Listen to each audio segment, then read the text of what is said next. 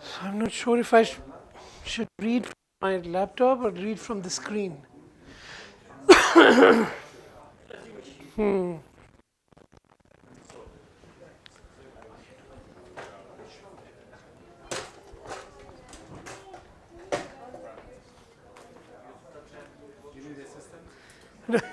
This chair is.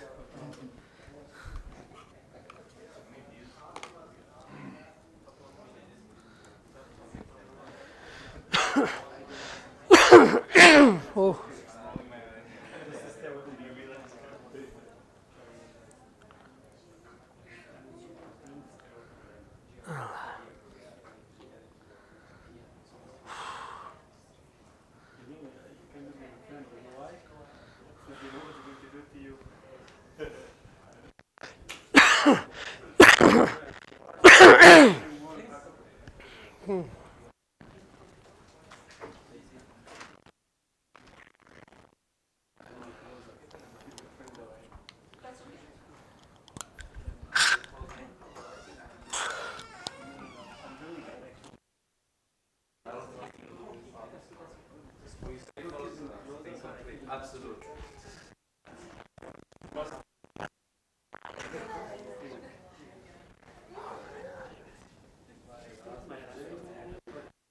It's ready.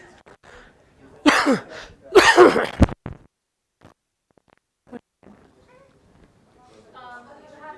half. Yeah, you can save the last 30 minutes for Q&A Or the last 1 hour for Q&A. Okay, right. Welcome all of you. Thank you. I would like to first, since I'm the last speaker, I would take the opportunity to thank the organizers of the retreat who have done so much work, people who've come from far away, people here, and all of those who've presented or listened patiently, or so everyone, thank you to everyone for making this gathering, and um, the last will be the first. So, like in the program, it says we were supposed to be 3 people, but my other 2 colleagues are not here. They're in Turkey. I've benefited from their comments. I should be honest and say that we didn't get a whole lot of time to actually discuss and prepare for this presentation.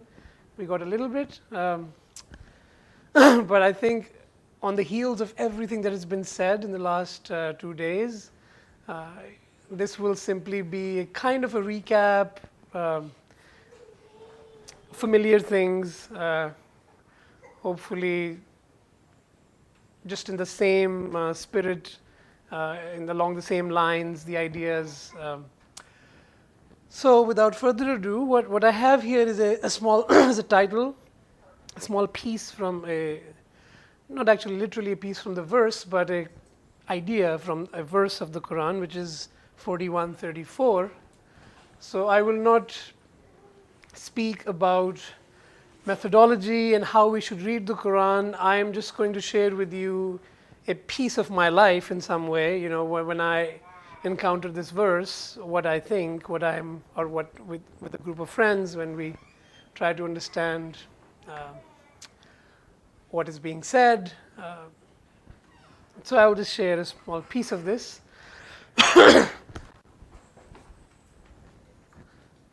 So this title comes from this verse, turning enemies into friends. And this is, I think, one way. To me, Revelation is a sort of linguistic resource. So it gives us concepts and terms with which we can think about reality. And this is one way in which the Quran speaks about the different kinds of experiences we've been talking about, of meaninglessness and meaningfulness and difficulty and hardship and arbitrary and absolute. So there's different ways we speak about these contrasts. This verse speaks about it in this way: enemies and friends. So it's another way of. So let me read the verse. There's a lot of text on these slides because I couldn't prepare well. So it's basically my notes on the slides. I will try to get through it and get the main points across. Hopefully, if we don't Q&A, so we're all going to be reading a lot. I apologize. fasting is supposed to end. So it's not a very interactive presentation. I apologize. But please make it interactive by saying something or question or comment. The verse in my altered translation of Asad, I took Asad's translation and played with it, but I will speak about those issues as I go. So it says, the Arabic, it says, I think, La tastawi al-hasana bis-sayyiya. That's what, something like this. So I said, not equal. I think Asad says good and evil cannot ever be equal, but I prefer to say not equal are good and evil. Good and evil, enemies, friends, we will see. This is how the verse. Repel, idfa, thou, brackets evil, with something that is better. Idfa allati hiya ahsan. What is better, what is excellent, what is more excellent, however. And lo, the one between whom and thyself is enmity, adawa. Satan is related, called adu mubin in the Quran, is the enemy. So anyway, that's different. So between whom yourself is enmity, may become as though, كأنه,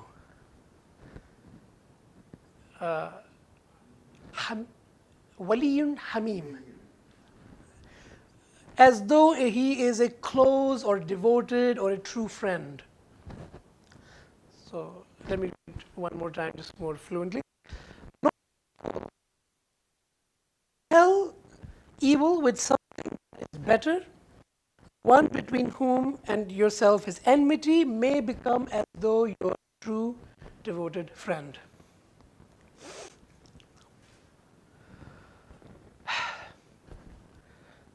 I was divided about whether I should mention all the things it said in relation to this verse that I don't agree with.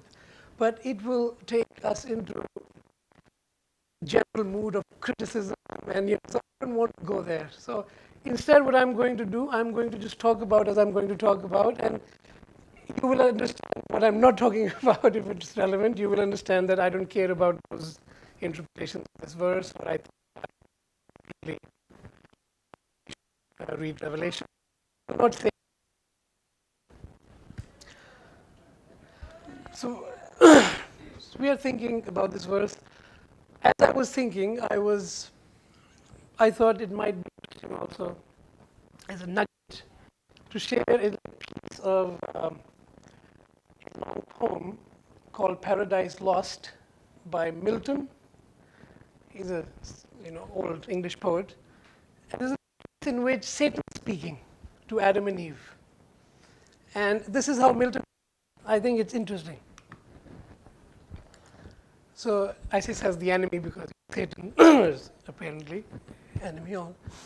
Says, gentle pair, Adam and Eve, you little think how nigh means near, your change approaches, and we've heard so much about change, when all these delights will vanish and deliver ye to woe.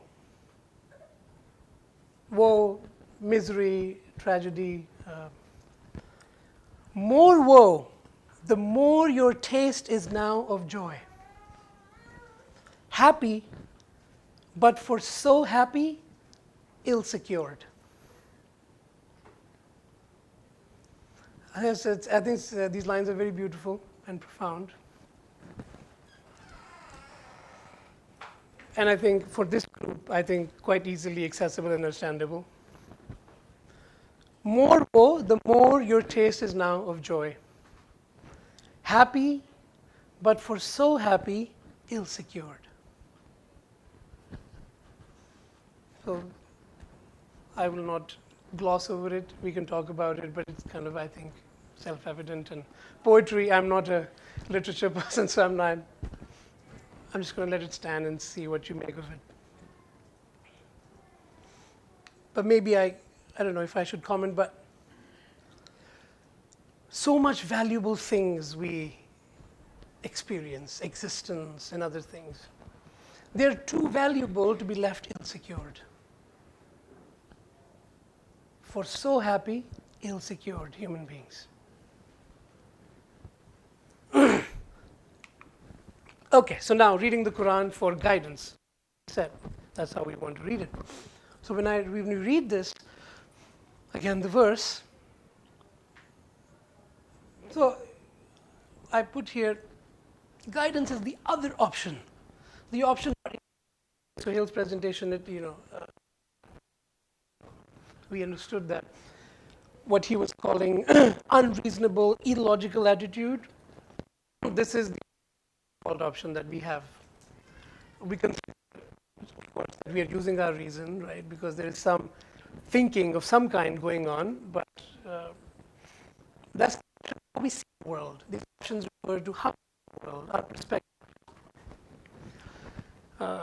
When I say guidance, in the word itself, something is not yet, there is something to which this is guidance. There's a question to which this is an answer. So guidance is the option. This is because to me, the verse, I should take it as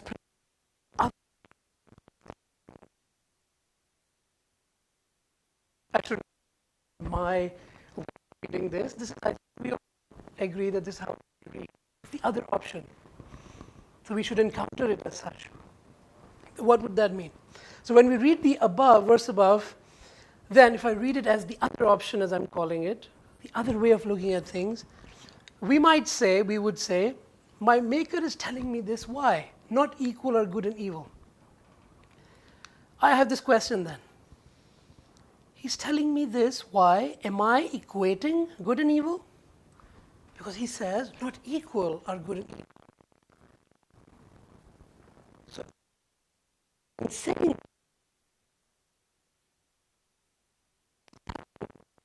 other perspective,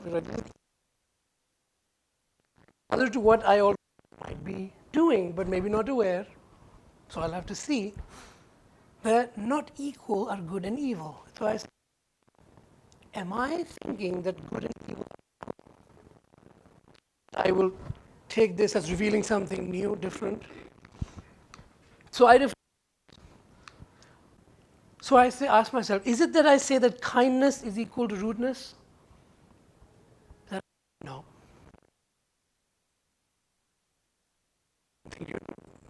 Kind is different from being rude.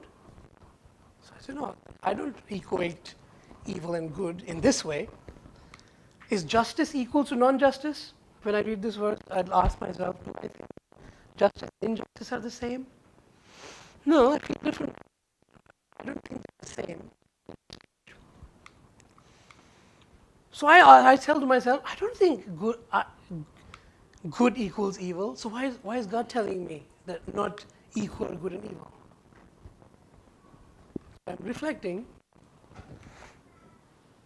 Why does the Quran tell me something I already know? That good and evil are not equal.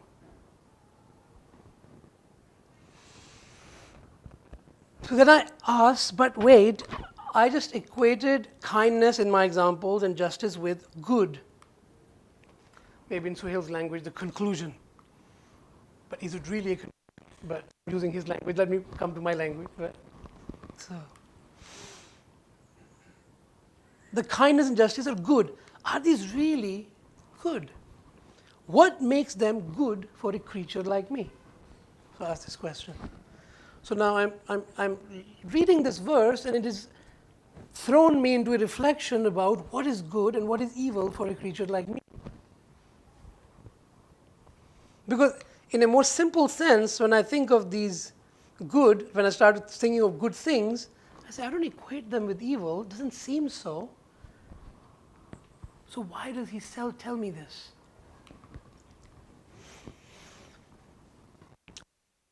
Of the verses, the now, this is now, so I have an idea. I think, for example,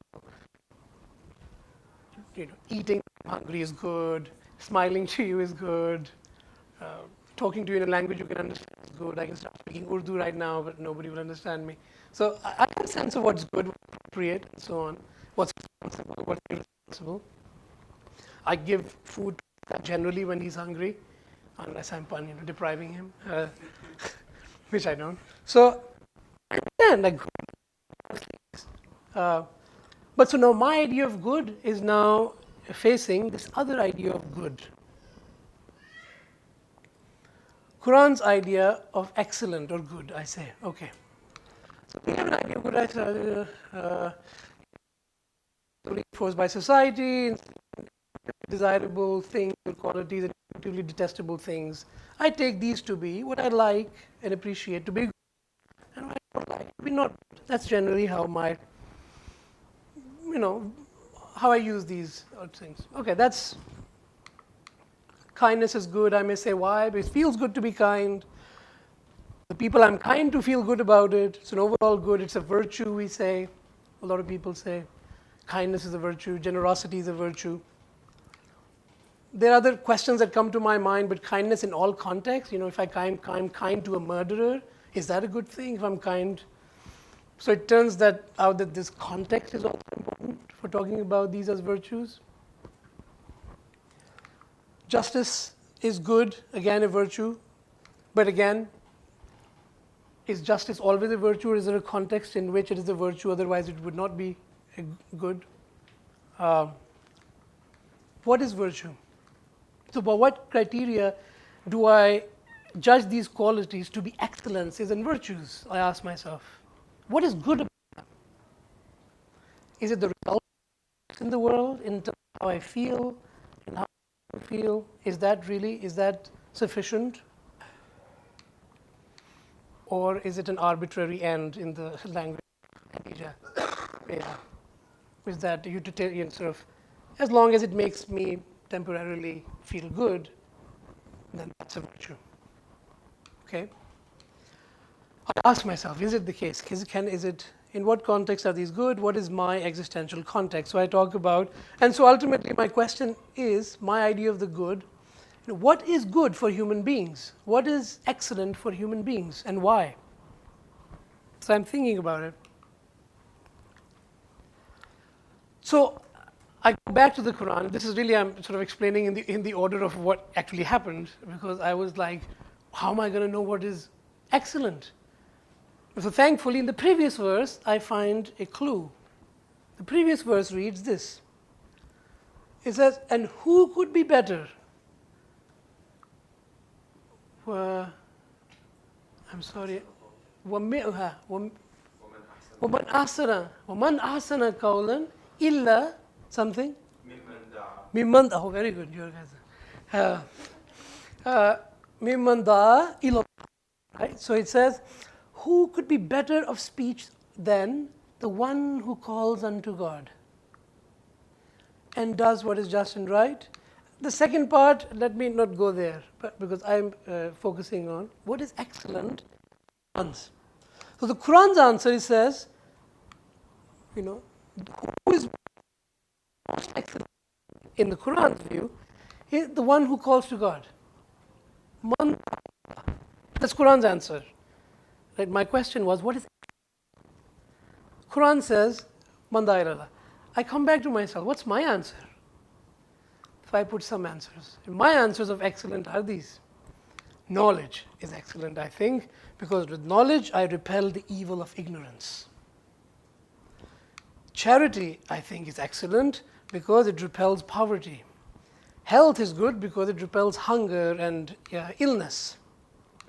Kindness is good because it repels hatred, indifference, and rudeness and discrimination.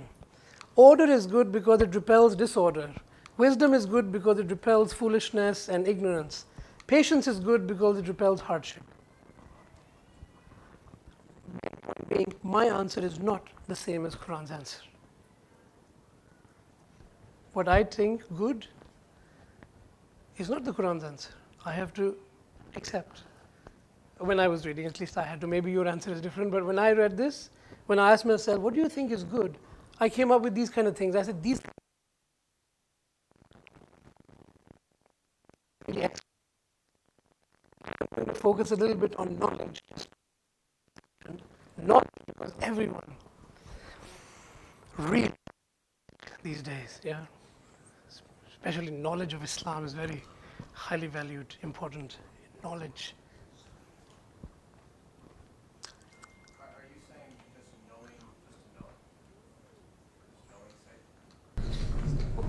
knowing, Knowing for knowing's sake, I think that is the question. I mean, as far as when I say something unknown versus known, I see the known is better. If I know something, it's better than when I don't know something. For example, if my car is not starting, and if I know why it's not starting, so I can fix it, it's better than I don't know what happened and I can't fix it. But you're saying that's an arbitrary, and I just imposed and said, knowing for knowing's sake is satisfactory. It produces some kind of result in the world for me that brings me some good feeling. And I can work, for example, I can get to work on time. If I know what's wrong, I can fix it, get to work on time, right? And that getting to work on time is just good for me. Now, I think the question now, the way I want to pose the question is it good enough? I want to talk about the inadequacy of it. But it's real, still, I do it. So my question is, because in the verse it says, وَمَنْ أَحْسَنُ قَوْلًا مِمَّنْ دَعَا, the one who calls onto God, and then it says وَعَمِلَ صَالِحًا وَقَالَ, right? So are you not including وَعَمِلَ صَالِحًا? Because I remember earlier you were mentioning how the wow and the fa, they're not used as and, but they're used as because, or like therefore, or like explaining the why. So is that why you're not adding the amil salihan to like the calls onto God and does good? Because like as you said earlier, people might disagree, because I somewhat do disagree, because the things that you did mention, I would consider them as amal, salihan. So. Right. So you mean like in these answers, the amana part is missing? No, like that. Like these are like good deeds, in my opinion, right? Having like charity, being kind, wisdom, being patient. Those are doing good things, right? Good things. Mm-hmm. That's what I agree with you at this stage of the analysis. So we'll see, what happens. So I don't want to jump quickly to repeat Sohail's conclusion. I want to come to it by sort of a little bit unpacking the evil of what you and I think is good, right? You and I agree that knowledge, for now we agree that knowledge is very good, right? So now in the next slide, we're about to deconstruct that claim. So let's see if I can convince you. But if I don't, then maybe you can add something to convince me, make the point stronger. Let's see. So I asked, is knowledge a good? I asked, is knowledge a good? Seems like it. Very, intuitive. If you're knowing something is good. Really does seem like it. Okay, let's see what happens when we know.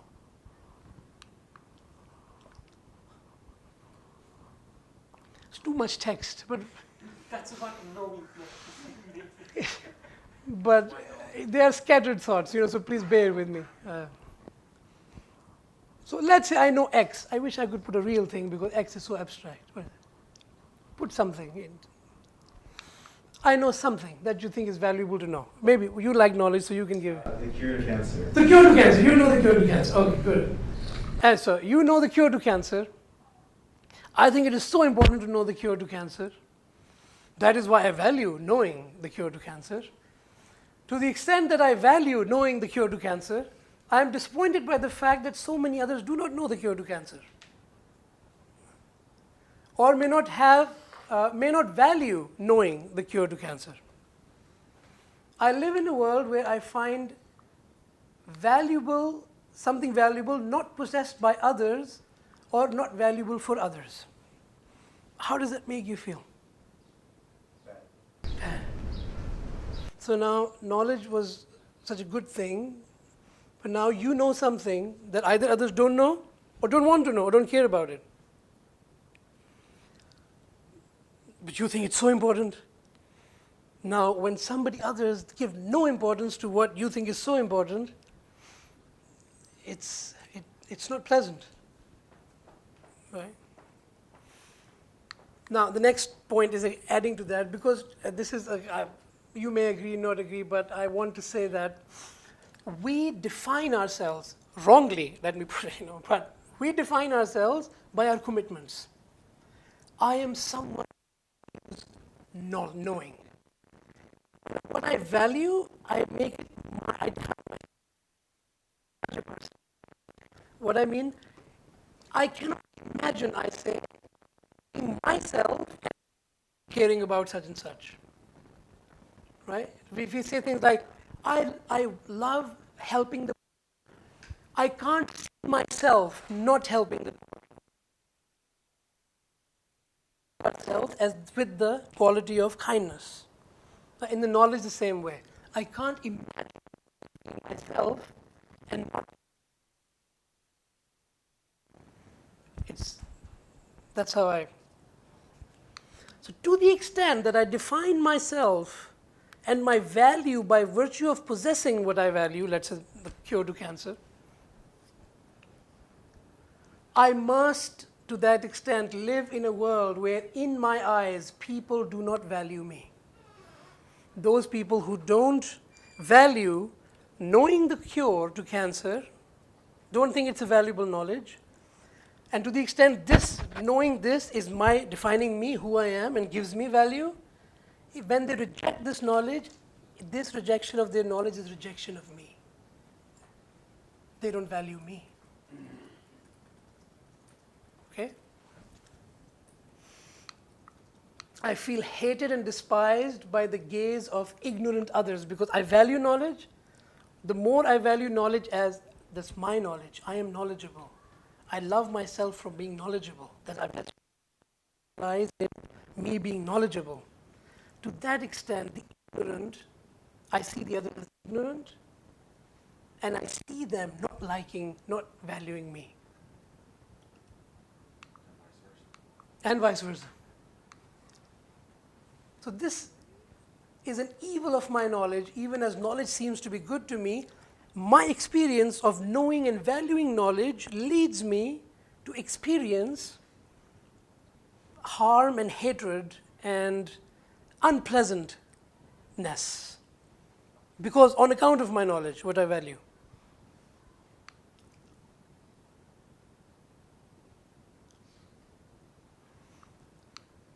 So I say, to the extent I see people around me lack what is valuable, knowledge, I will live in a world surrounded by ignorant people. You are knowledgeable. You know the cure to cancer, right?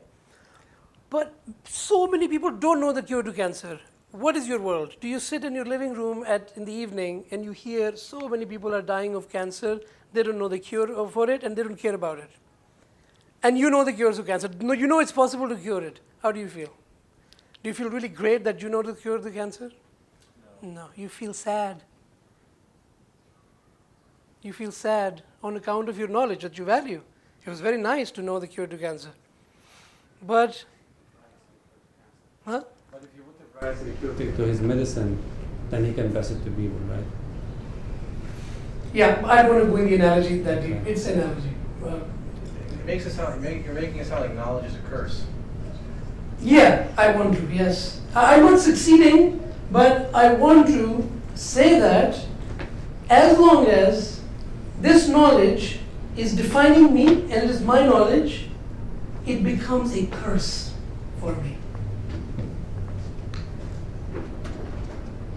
Because it brings me so much suffering. Yes, go ahead. So is the act of inflating your ego and giving yourself importance for the sake, for the merits you have is the issue, not necessarily knowledge in itself?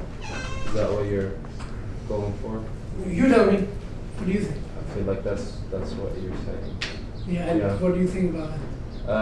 It does make sense because you're attributing something to you that is not yours to begin with, a claim that that you haven't arrived to by yourself.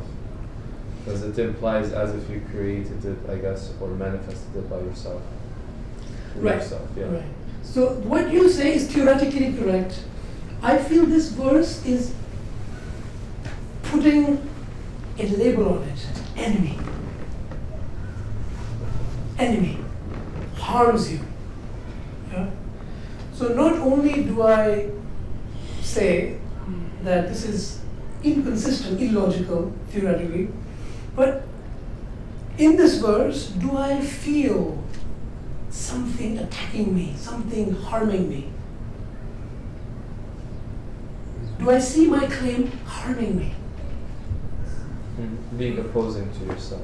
I thought it was good, but when I took this good up and identified with it, right, which we do, right, this good became a source of a cause for harm, a puzzling and contradictory result. More easy example is love, knowledge. You love someone, so beautiful, yeah. It's so beautiful, the feeling of love, right? And then what happens? On account of this love, your beloved fell into off the steps and broke their ankle, or got hit by a truck. You love them so much, Even the example of everyone's like, oh, hurt on account of beautiful. Hurt. How? Right? So, I want to stay here because the verse says not equal are good and evil. And I was thinking, they're not equal to me. But perhaps as we've talked about it, it has come about that I do make them equal. I turn good into evil when I take it as something referring to me. My knowledge is valuable, right? It makes me valuable. That's what it tells me. Wrong. I'm speaking the wrong thing now. Okay, I'm articulating what is wrong with me. If you teach people the knowledge, you accumulate. Yeah, so I say things like this. I'm going to accumulate knowledge. But if you teach the people that knowledge, would you enslave yourself from the curse we're calling for?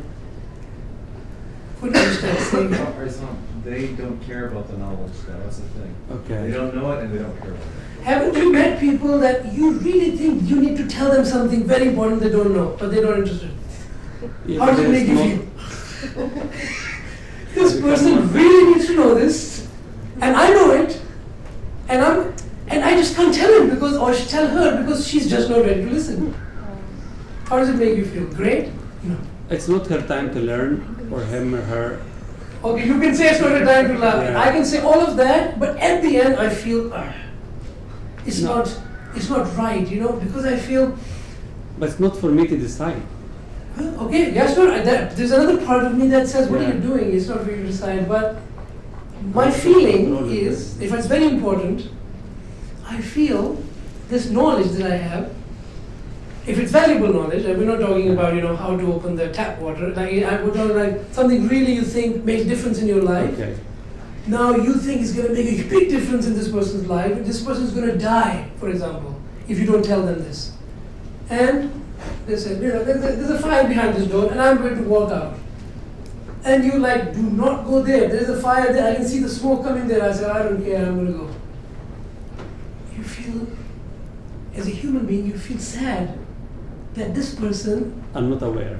is not aware of what you're aware, and you're not able to. So your knowledge that there's a fire behind this door is the cause of your concern and But they worry. have to find for themselves. Huh? They have to find for themselves. They have to go through the fire to find for themselves. Okay, yeah, I mean, that's what will happen. But if they could, wouldn't it be better if they listen to you? But it's still their decision. It's not mine. But Yeah, that doesn't change the fact that your human reaction to it is just like you don't want them to suffer, right? If I asked you, let's say I walked and I died, and they asked you, how do you feel Firas died? Would you feel that was his choice, Maybe you will say that. But I think your reaction still will be one of sadness. And this is an example, The point is, on account of your knowledge, you will suffer. Which is an opposite result of saying knowledge is good. It's supposed to bring me satisfaction, happiness, something good, right? Knowledge is good. Yes. The more I know, the better. But if this knowledge is about me, if it's about me, I am knowledge, and I am valuable on account of knowledge, then carry on. Those who don't know are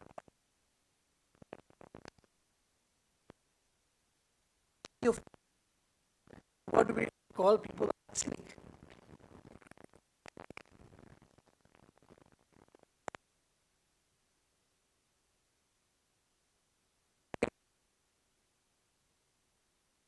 Like, I'm so here, but tonight, you all, I'm sure, say, Alhamdulillah, that I know. So that's good, that's the answer. But don't go there yet. I want to, because the verse is teaching me how good I make good.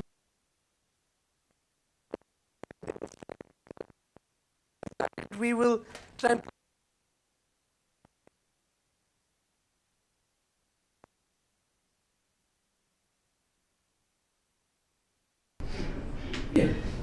I'm checking myself whether I am following you and understanding you.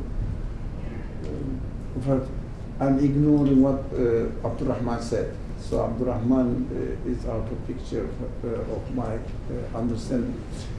I love my mother so much that I am suffering every day of thinking that she will definitely die. My love, instead of bringing me pleasure, this pleasure is poisoned by the fact that I am going to lose her now or later on. Knowing now, although she is alive, still I suffer from it. So this love is bringing torture in my life, but ignoring what Abdurrahman said. Kareem. كلنا عباد الرحمن. We are all like Because Abdurrahman. It doesn't matter. Yes. No, what Karim said. No, Karim, I know Karim. I was looking at him. Abdurrahman is there. I don't know. Okay. The voice maybe, you can excuse me because of my age. Always I use an excuse. So you are trying to make the distinction or the foundations of the distinction.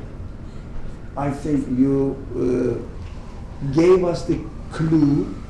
لمن دعا إلى الله. Yes. Those people, the best word is the word which calls people to God, means not to themselves. Yeah. Love to the source of its existence, not to themselves, love to themselves. I think you are going to go to this direction. So far, am I good to You are follow good. you? Yes. Okay. So, in addition to the fact that the mother will die, in addition to this love disappointment already there, the things that I expect from this love, for example, my love for her, expect to want to be with her. But she's in Pakistan and I'm here. Power to make it happen as it wants. So one aspect is taking away. But also, this love right now, all the expectations that it engenders in me cannot be fulfilled. I do not have. For example, my love.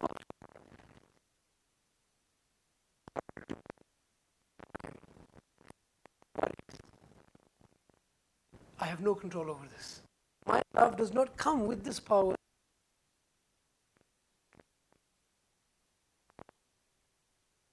I can make her.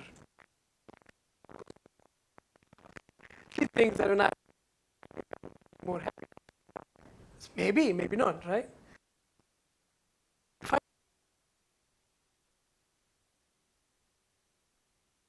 the security that this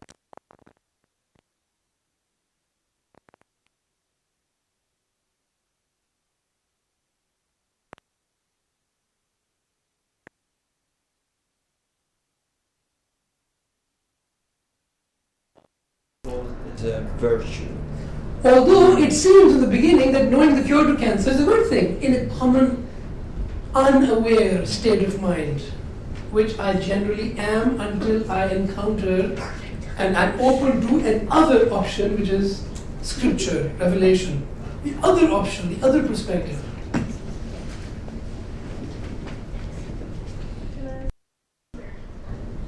Asma. So, I mean, I'm looking that you'll explain this in the next slide, but just to put the question out there now. If you were, the same worries stand for calling people on to God because they may not be interested, they may reject you, they may stone you, and they may curse you, you know, and you think it's very valuable, and you think that's their eternal life, and they may be completely oblivious to you or worse. So the same argument stands for absolutely. as of this slide. Yes, yes. So as if we take calling unto God, thou, then it applies. It is another thing that I think is very good, but actually it can be a source of a lot of suffering and tribulation. So I have to understand calling to God differently, not calling other people to God. Yeah.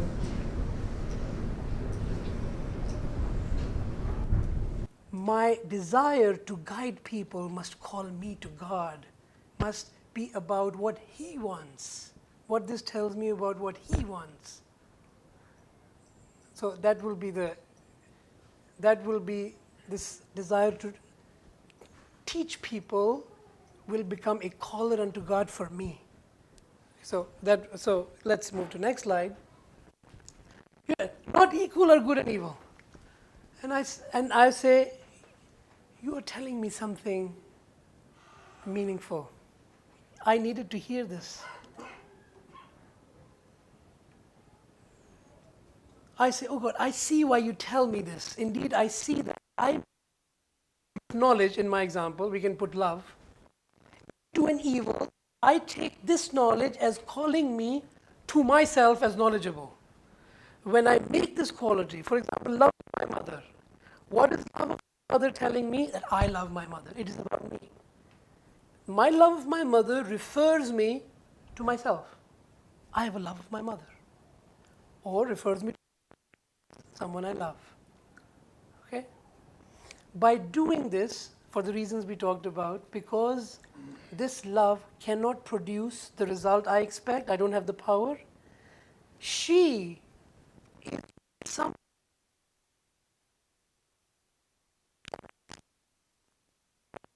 love. You know, when I spend,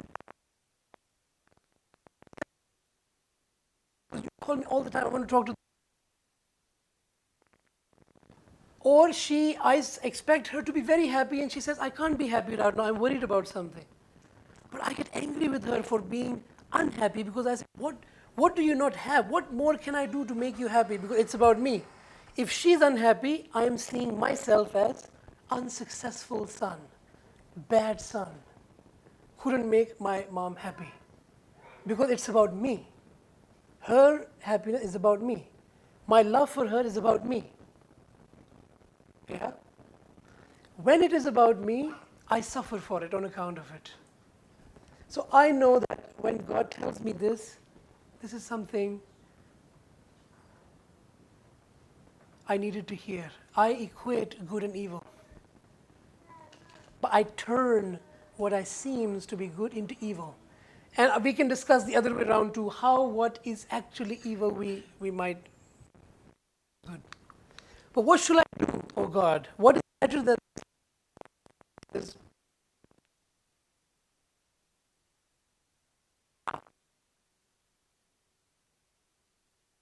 You have made good and repel it with what is asa. Repel it with, oh knowledge. Now this is me speaking to knowledge. Oh knowledge, you me to write my name, one who knows. My knowledge is inviting me to recognize my Maker as the one who knows. I am sure He knows me needs because I experienced knowing. Knowing is a state that I experience. I knew something. Now this tells me, it calls me to God, means it calls me to the one who knows. Okay? So when my knowing to God, the evil of knowing comes from an enemy into my friend. It has brought me an assurance that the one who has made me and put me here knows and hears me. Alim, Samiun Alim. Knows my needs.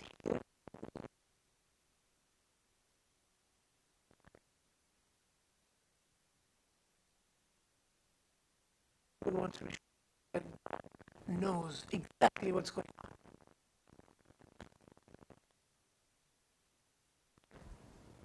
By knowing something.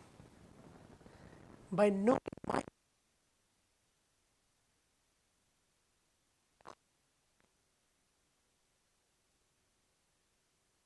that was a source of suffering. Away from this. Became a source of pain and suffering for me. Now this knowledge, the same transforms. Okay, so the interesting thing is, it doesn't remain an enemy. You didn't find a friend, the enemy is still there, but you found a friend. No. That enemy became the friend. كأنه, as if it was, right? So we're not talking about logical transformation. We're talking about as if it was. Because what is my friend? What is the prophet messenger friend? Because the messenger is in myself.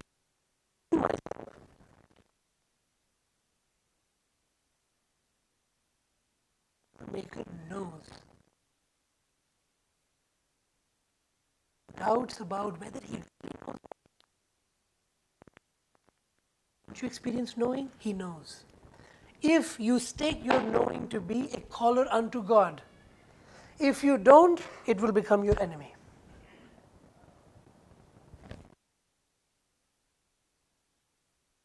Kindness, for example, kindness. What is kindness? Listening to someone's need, responding to it. Poor man's hungry. I perceive their hunger. I perceive their need of food or love. Like a friend who wants to talk. I perceive their need to talk. I sit down. Okay, talk. I'm listening. Yeah? This is kindness. What else is kindness? We don't see kindness as like a ball in my pocket. Here's kindness. Kindness is manifest in this world, in this relation. The quality of kindness manifests in this relation. Yeah? This kindness, if I take it to be about me, not a caller unto the one who sent this kindness, the owner of this kindness, what do? I met this guy and this guy, they're in need, and they have a problem, and they have a problem, and they have a problem. I live in a world with so much problem. How do you feel? Your kindness is a source of tragedy and misery for you. Okay? Which is a very good thing, which is why I wanted in the first place, like Khadija Beza's and Suhail's presentation, that's why I wanted an other option, an other perspective. Because I am tired of feeling kind. It is tiring. It makes me miserable. My compassion makes me miserable. When I take this compassion to be referring to me and to be about me and others, I wish I didn't have. I wish I wasn't aware of the suffering in the world. Okay? So that's one perspective, is that I can try to ignore the suffering, become cold and numb to suffering, Or I can dedicate my life in the opposite. I say, so many people are so insensitive, I'm going to have a march about some cause to raise the awareness about the suffering. But still at the same level, I'm struggling on account of kindness and compassion. I have to struggle, toil. Forget about that there's an at the end, it isn't, that's another thing. That at the end, everyone is dead, so what's the point? But even now, because human beings don't really consider death as a final argument right now, we have the illusion that no, life is continuing. That's how we are. So we suffer now on account of the inadequacy, the suffering that goodness brings. We suffer for it. It is not a matter of celebration for us. Cannot be. If that kindness refers to me alone. That what I take to be the Quran's claim. If someone in the room really finds fulfillment without it, it's fine. I don't claim to have an absolute perspective. But in my experience, my knowledge, my wisdom, my love brought me suffering. Even though I take them to be good. What made them good is when I take to be those that are calling me to the one I need to know. I need to, my maker. That's what I need to know, who is in charge, so I can trust.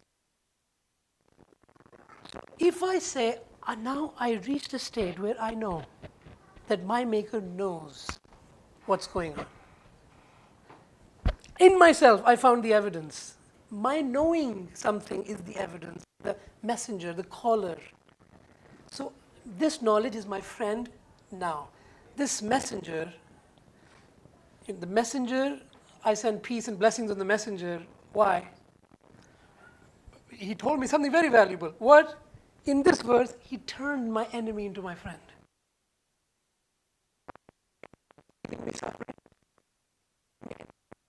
A friend what? Friend is what? Someone who has your interest. Protects your interest. So my love becomes my friend, tells me, look, the one who sent me, he loves you. He loves everything. Source of. That's what you need to know, don't you? I think I needed to know this, but I only so far wished it were the case. But now I know it is. Now I can feel comfortable that it is the case.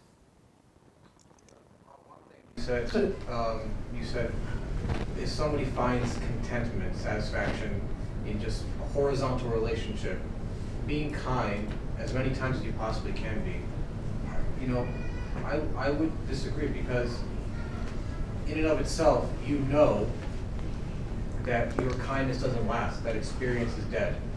Implicit in the experience, I know when I'm experiencing something, it's going to end.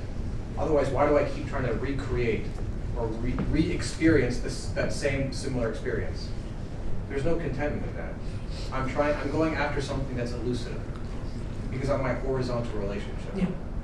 No, I agree with you. I say it almost as from the aspect of human being, so just as a nod to free will, as a nod to saying that human beings can insist on being illogical and irrational and self-inflicting harm. Human beings are very good at inflicting harm upon themselves. But that harm, as you said, belongs to them. They are deprived. The self-deprivation. Self-deprivation is possible. So that's just a nod to, if somebody really, sometimes people start to feel, and that is actually a very interesting thing, that Revelation actually says that this is real, and actually this is part of the creation. If somebody chooses repeatedly to self-inflict harm and take pleasure in it, the Maker makes it pleasurable for them. Gives them rope.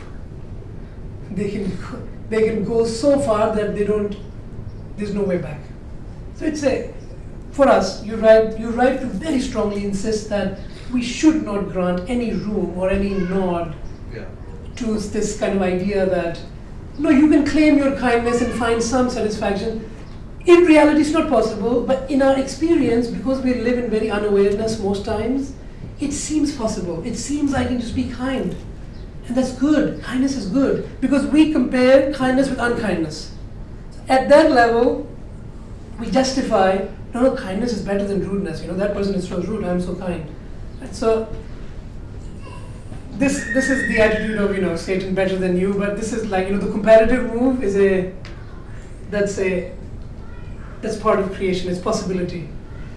I can say fire and earth, and I can stuck at that level of comparative, unkind versus kind. So I mean, to see what you said is arbitrary in that I'm subjecting myself to that horizontal relationship. Yeah. I never asked what does it mean. Yeah.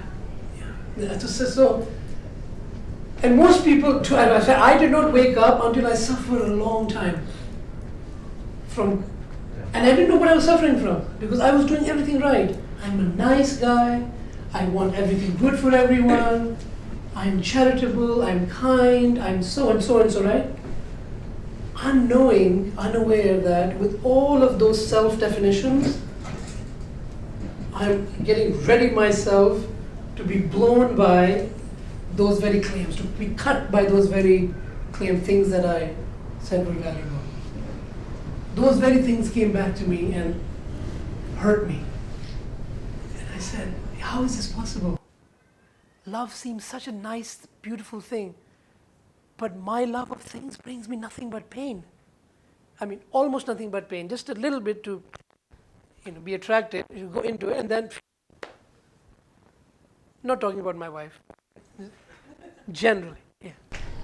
What your presentation reminded me, lots of people say that really we want to eradicate poverty in the world, but I'm very sorry for those people who don't get as much as we do.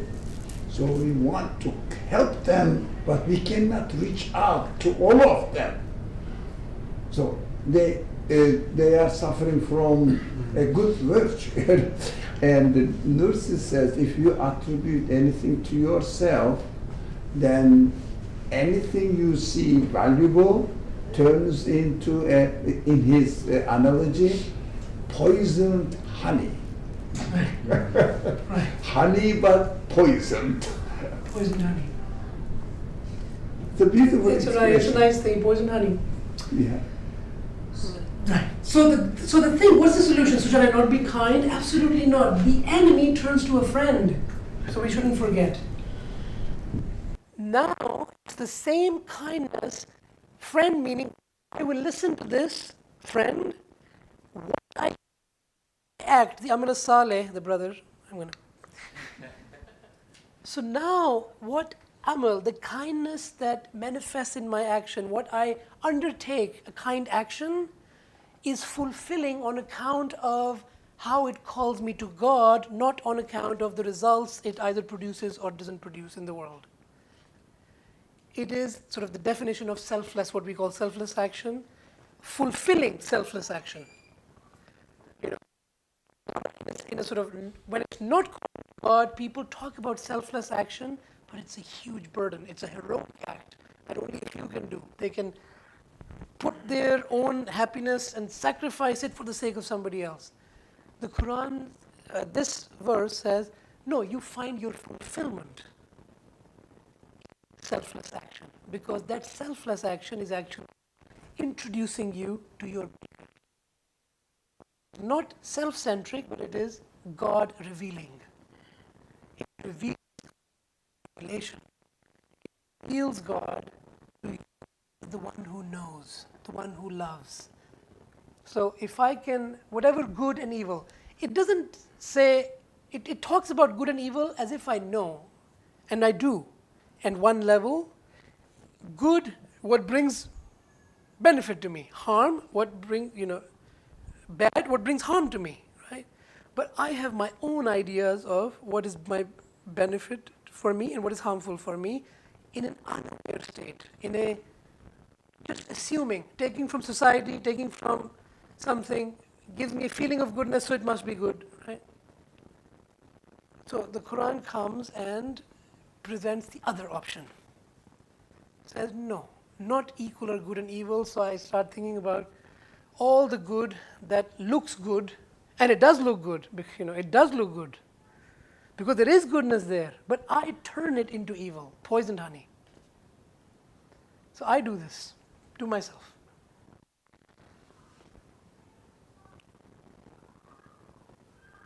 the hateful limits to the good. Are limits of my knowledge not a source of sorrow for me? I don't know things. So again, more evils of the good. I do not know many things that matter to me. What will happen tomorrow? I value knowledge. Knowing things, if I want to know anything, I want to know what's going to happen tomorrow so I can plan from now. If I'm going to have an accident tomorrow, then maybe I won't drive tomorrow. But knowing the possibility of knowledge creates this, tempts me with this. Look, knowledge, you can know something, but you can't know what's going to happen tomorrow. But that's what I wanted to know. Everyone knows what happened yesterday.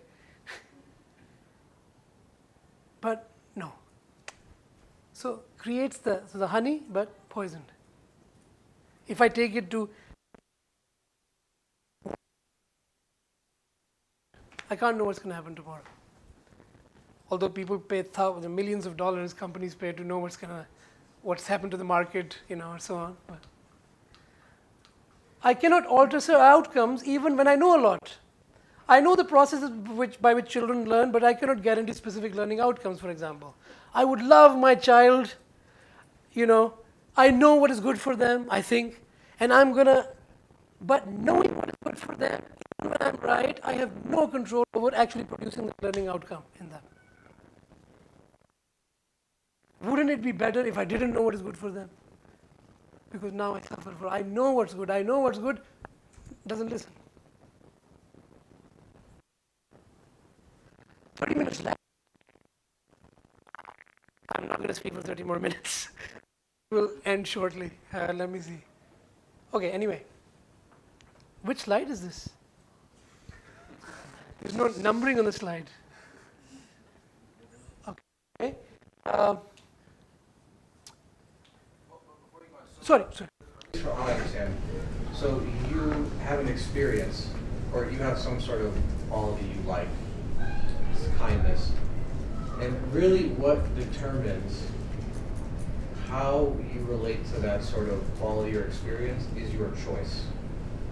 So either you see the good in it already, it's already in there, and the good specifically as being a messenger calling to its maker, knowledge, looking to its all-knowledgeable source, or you're the one that poisons the honey. Yeah. There's no poisoned honey out there. No. But it's a matter of our perspective. Perspective. And that's where free choice comes Yes. from. Yeah. Sir.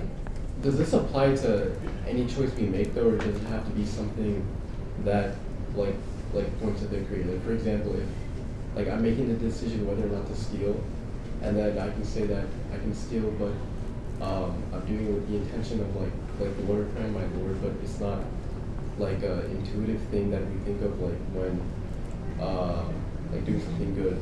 Like does it have to be a certain attribute that is already like good, or can it be anything? Because in your list you had knowledge, kindness, charitability, but this type of logic, is it for any type of choice, or is it for? So you would put stealing in the list, for example? No. I'm saying when you think of good things, you would include stealing, murder, but from what I'm hearing is that you can apply this to any decision, whether good. When I take something good and I take its goodness as referring to me primarily first, then when I take it to be referred to me, then I take other goodness to be referring to those other things. Right? So anything good in that way that you attribute, that brings some, pleasure or some, you think it's good that to your life, right? Oh yeah, I guess my question was how would you define something being good to apply this methodology towards? Here's the thing, I have a world in which certain things are bad and certain things are good. This perspective turns out to be rotten. And what I realize is that actually everything is perfectly good I either see that goodness or I poison the honey. It's my choice. So for example, death. I count it as something bad. Life I count something good. Right? This is my perspective in which this is how I feel before I've encountered revelation. But revelation comes and presents a different option. It says, you think death is bad. In fact, when you think death is bad, you made life into death. You actually spoiled life into death because you take death to be the end of existence. If death is the end of existence, your life is nothing. You made life nothing. So, when I see the good, and what is the good? What calls unto God, as the Revelation says. So I'm trying to confirm this. Again, this might be a false verse, and I'm just struggling for no reason. But so far, I have some level of comfort that this verse actually is telling me something true. That when I see something as telling me about my Maker, right? My kind, for example, the sadness that I feel, right, for people suffering. So we said that this sadness I feel because of my kindness, right? So there's no. Now, when I turn this kindness into a messenger, the sadness also becomes messenger. What does my sadness tell me about my Maker? What kind of Maker is He? What kind of quality do you need to feel sad about something? What do you need? What do you need to feel sad about suffering? Like the fact that Now, what quality? For example, if I was really sad about suffering and you looked at me, you will say you have what quality? like a humanistic. You're very humane. You're very kind, right? So that's exactly what I conclude about my Creator. He makes me sad. He manifests sadness in me for suffering, which tells me what? He's kind, doesn't like suffering, wants people to not be in that condition, right? So now, when I say, you are such a one who doesn't want suffering, and now I realized, what will I do? I go give charity, let's say, to this person in the name of the one who is kind. I can't not but do that. This act of charity brings pleasure to me because it confirms for me, real for me, my kind Lord. Okay? Now, what I will give, is it going to change that person's life? Is that person not going to ever feel hungry again? Is that person going to be happy with what I gave him? Maybe I gave him $10. As I turned around, somebody else shot him for that $10 and he's dead. I'm responsible for his death. I turned around and said, somebody else shot him and killed him.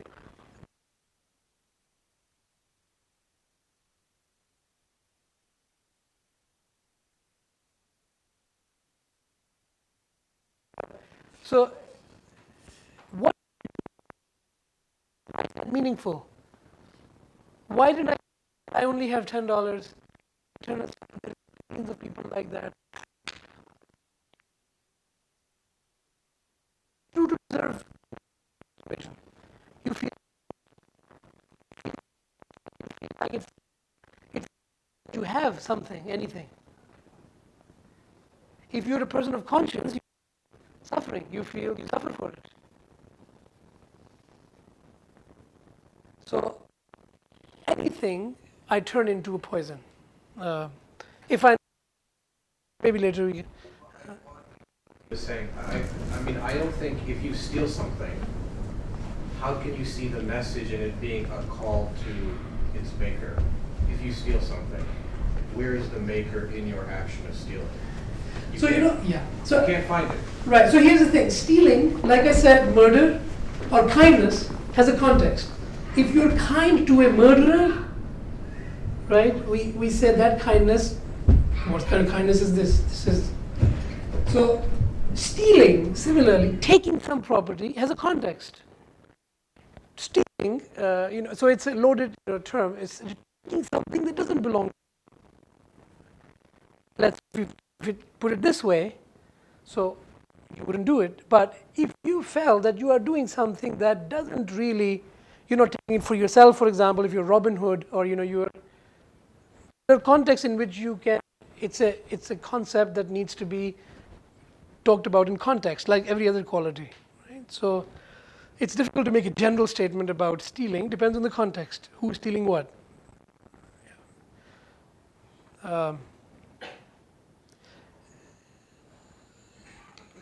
What stealing that the Quran talks about is when we steal as if these attributes of perfection take them away from their owner and give it to other things unjustly. That's stealing. So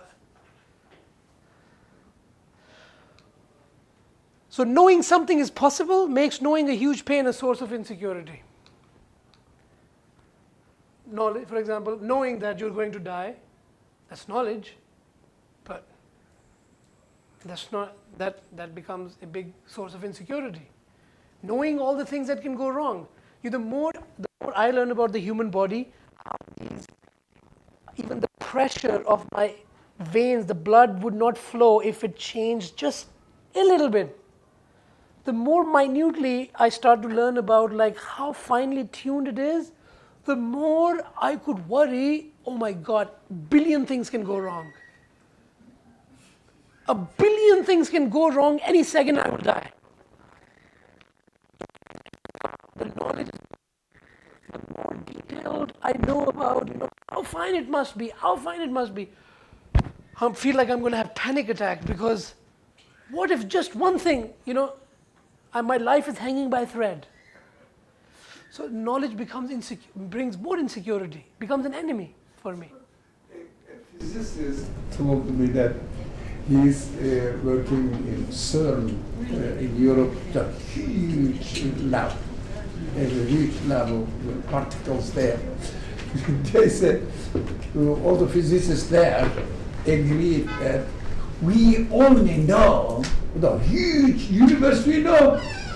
We realize that we only know only 2% of the possible existence of the universe. 2%, 98% are waiting for us to be discovered. Ignorance became more obvious because of their lot of knowledge about the universe. That's another way it brings suffering. It says, I have so much we thought we knew, the more we know, the more we realize we don't know. So disappointing outcome. By itself, just looked at it by itself. Looked at it as a message saying the source of knowledge is infinite. How absolute knowledge knows every detail of my life, what I feel, what I go through, what I worry about. It is known. It is not unknown. It is heard. It's under the eyes of my Maker. It's under knowledge of my Maker. So what remains on me is to then just trust that He knows and act with that trust.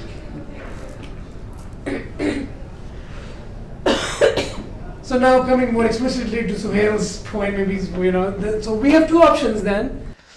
Which is better for me, I ask, as a human being, to be the guest of the one I witness in myself as the knower, as the one who knows and hears everything, all my needs, for perfect beauty, for eternity, to be the guest of such a one as I'm living here, or be a subject to blind chance and unconscious time or nature or life, which is another word for time or nature in that perspective. No one communicating anything to me through my natural or quote-unquote instinctive emotions and virtues. These are things I feel. I just feel this way and I feel that way. And people feel this way or that way. These are just feelings we call them. We degrade our humanity as just a plaything, it's a thing of chance. Is that more comforting as a human being? Is that something more worth choosing? Is that what I would like to live? Just in a world of chance, things happening? Or as a guest, of someone who is revealing in me, through my feelings and emotions, who he is, so that I could trust him with my existence, with my love. The very limitedness of my knowledge reveals that this good does not belong to me. If it did, I could make it perfect and limitless. So that's another point that, if this knowledge, if I find, it's limited knowledge, but it's mine, okay, then you don't like it being limited, why don't you make it perfect? I can't. So in having that limit, by being imperfect knowledge, it is perfect as a sign. If it was perfect, then I wouldn't get a message about anything other than itself. But it is, in its limits, reveals. So the limitations of my knowledge become a message, a way by which I get to the one who knows. So it serves its purpose as a sign. Through its imperfection limits, it reveals the knowing one, the all-knowing one, and transforms this limited, imperfect knowledge into a friend without losing its limitedness. So now I'm not, or I shouldn't be, in a battle against ignorance to conquer ignorance with knowledge.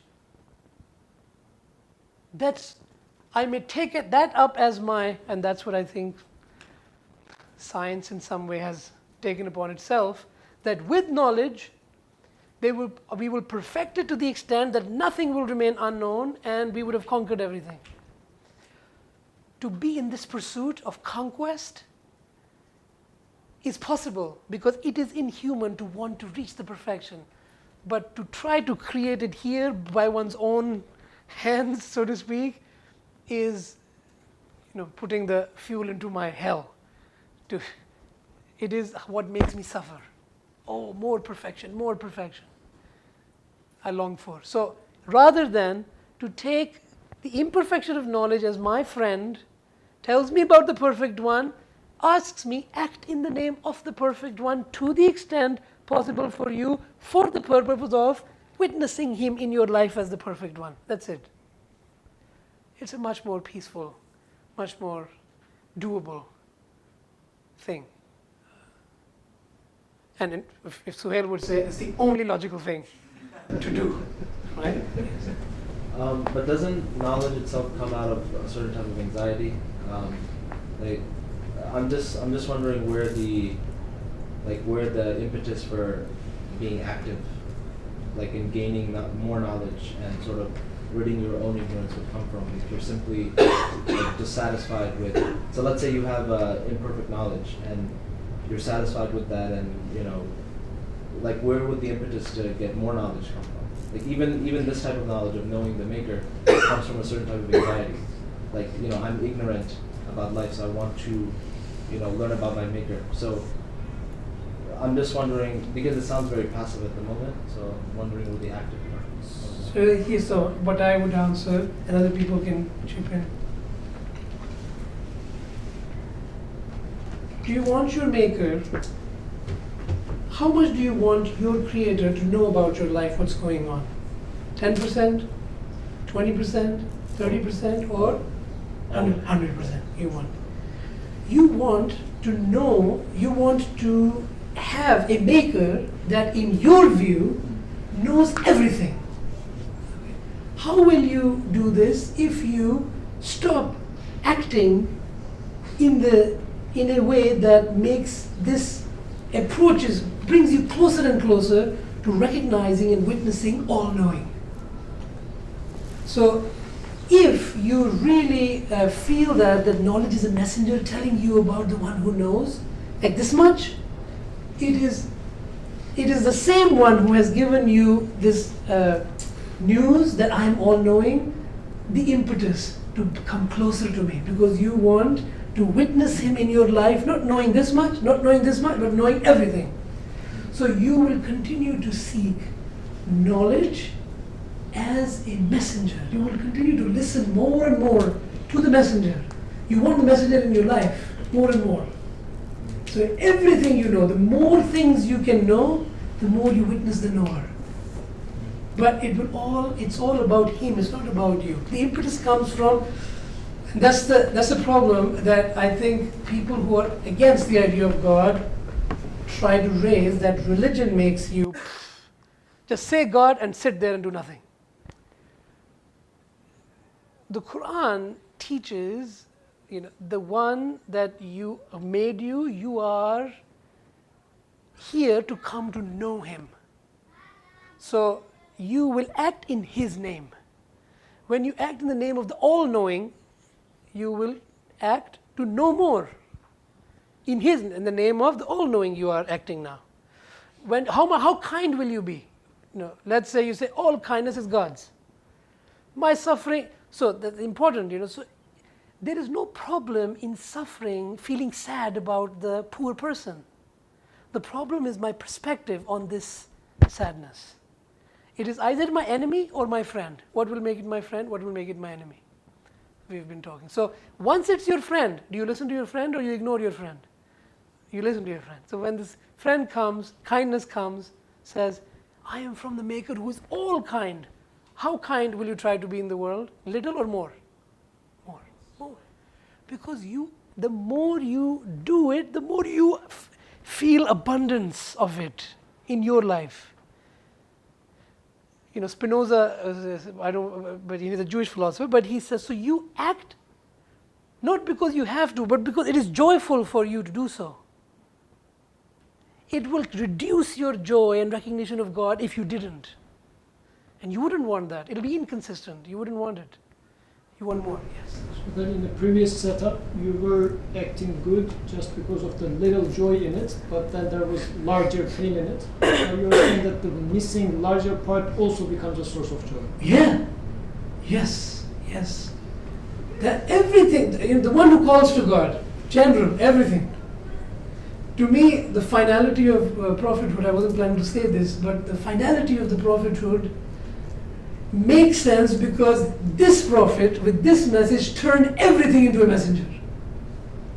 You cannot have, and there's no need for, why? Because everything became a messenger for all times. So anyway, that's different, yes. There's something, that one part of the presentation that made me so excited. So I just want to check, I want to check if I'm getting it right or not. So yeah, it is one thing to say that the evil is good in its perception, but you are also saying that the evil that we experience is also coming from the good that we assume.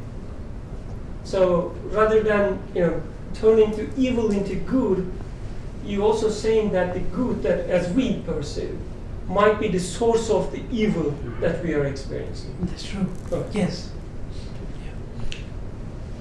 But since we claim that good for ourselves, we have no way of getting out of, But when we see that good as a calling to the one who is the owner of that, then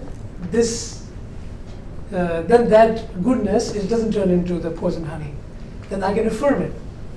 Yes. I was going to ask, I was not able to catch your words. Is it possible if you can repeat it? If he allows me. What I was saying is, we have all these evil experiences, things that we don't like in our life, and the way I understood is that this evil experience might be caused by the perception I have against the good. I call knowledge as good, and because of the way I call knowledge as a good, makes me miserable. So the misery in life is caused by something that I call good. This is exciting because I wouldn't look at the knowledge as a source of my problem. It's something good. Good, yeah. It's not a kind of like usual suspect. Yeah. To cure myself. Yeah, right. But you are saying that look at the good things as you assume as being good, look at the good things as usual suspect as well for your Yes. evil perception Yeah. or evil experiences. Yes. In fact, yes. In fact, that's where they come from. I couldn't feel miserable if there was no kindness beneath it. If there's no compassion, there couldn't be no feeling of. So these are goods, but I poison them. I poison them by making them equal to evil. So if I take this good, the same good, compassion, for example, as calling to God, means what? Just telling me I am not from you. I am not your property. I am telling you who sent me. He's compassionate. That's why I exist here. I am bringing you the news that He's compassionate. I am compassion. I am from Compassion Town. Yeah? You say, I am from there. I'm telling you about where I'm from. So I say, oh, it's not my compassion that's making me miserable. It is my Maker is compassionate. And now I turn to the misery, like Yusuf said, your sadness says, I am from there too. I am here to help you manifest kindness in the world. If you didn't feel sorry for a poor person, you wouldn't try to help them. If you didn't dislike death, you wouldn't try to save your child as they walk on the road and be hit by a car. These are things that are mercy. These are things that are, again, become, if I choose, manifestations of or messengers of the knowing one, loving one. They become my friends. They can become my friends. So I don't have to suffer on account of them. Because they are good. I can't resist them. I go for them. I try to get knowledge. I try to be compassionate.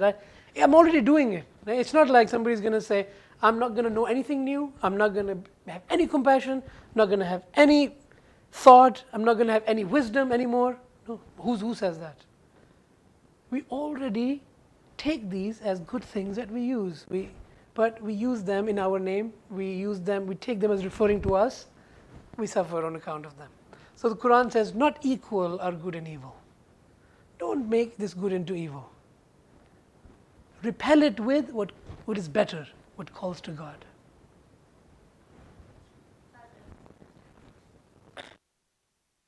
Yes.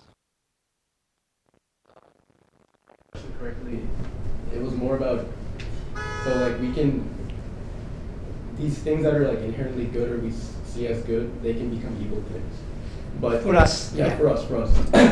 But are there things that are there like enemies that cannot become friends? Like, are there things like for example, if I'm like in a line and I'm feeling this sentiment of like impatience, like is there a way to manipulate that and turn that into something good? Like, can you take something the same way that something good can become bad? Like, is it reciprocal? Yeah. So you say impatience. When you say impatience, do you feel it as a very good thing or as a negative thing? Like a negative thing. Yeah. So you feel just next to impatience, you feel a dislike for impatience. Yeah. So you can say, does your Maker like you to be patient or impatient? Patient. So what kind of Maker do you have? He likes order. You want to break the line, you want to be impatient. Your Maker likes justice. The person who came before you is in front of you, right? He's just. You can come to know your Maker in yourself. He's telling you, I'm just. I make impatience disliked by you. Even if you do it with a guilt. You do it with an anger. You do it with a try to justify. I broke the line because something. Yeah? You're not happily breaking the line. Breaking the line is great. It's next to it. Maybe like more relevant to myself, but through this process, I would know that my Maker would be patient with me. Yeah. So he wouldn't be impatient. That's a very wonderful Which news. is something I want to do. So you can always turn something into a call unto the Maker, the source of existence that we've been calling. Yeah? Everything is source, yes. To summarize the presentation, I used to think that my perfections are valuable things, my capital. but this was putting me into misery. And now you're saying that my imperfections, this is a wrong image, so my imperfections are valuable things for me because they eventually show me my maker, so they are actually my capital. That is half of the presentation. The other half is those perfections also are my friends now, not enemy anymore. Yes. I was just gonna say, like, so you're saying that both things can like be beneficial in a way, basically, like anything can. That's exactly what unifying does. To unify with one source makes what I take to be good, I experience as likable, what I experience as disagreeable, both of them equally become a collar unto God. All those, the presentation reminded me, again, as if I am making a propaganda of Nursi, saying that I found a cure in the illness through following the Quranic teaching. And my impotence turned into finding the all-powerful one. No, I found the all-powerful one in my impotence. It's beautiful, isn't it? That looks like contradiction, Yes, right. but that is our reality. Yes. This is how we are created. Could you repeat that again, the last sentence? I found my impotence in my creator. I find my creator. No, the first one, Yeah. you say, I found the cure in my illness. In my illness, through the illness or the sufferings that Faraz was speaking, I found that it cannot be my purpose. So in my creation, I cannot see suffering should be the purpose. So the revelation comes in, and we have to look for revelation, say that because you are suffering, you have to realize that my creator is going to provide a cure for it. And another one is I found all powerful in my impotence. Because I am impotent and I don't like it, I must look for the all powerful one so that I will feel secure in my impotence and also in my a little bit power that I experience in this world. That's the knowledge becomes the friend, and the friend and close friend for me. Okay, I think we don't need to go here. We can just go back, and that time is actually over, so maybe we just read the verse. Not equal good and evil. Repel evil with something that is better, and the one between whom yourself is enmity, it will become as though you're a close friend. So the Maker wants us to live in a world where everything is a friend, a familiar friend, serving us, helping us, bowing to our needs, bringing the message that we need, rather than being an enemy.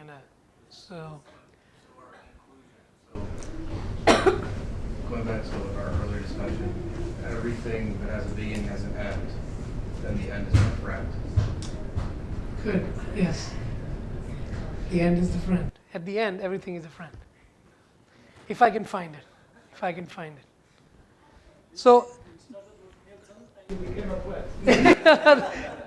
Suhail is the poet. So, thank you. I think that's all we have. So, there's too much goodness. We can't leave it ill-secured. We need that sense of insecurity makes everything that's enemy. So secure it with our eternal maker, the sender of those things. We are secure, preserved, then we can live in a world of friends. All right, friends, thank you very much.